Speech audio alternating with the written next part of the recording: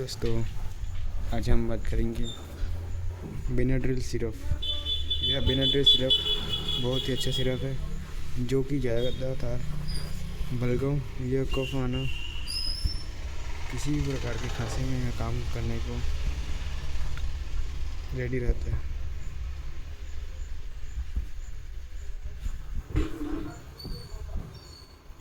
इसकी MRP की बात करें तो यह 155 रुपये की है। यह खांसी, सर्दी और गले में खराश को भी ठीक करता है। यह कोई भी मेडिकल स्टोर में आसानी से मिल जाएगा। इसे सुबह शाम लेना रहता है। पचपचे में ज़्यादा खांसी है तो 2 दिन में 3 बार ले सकते हैं।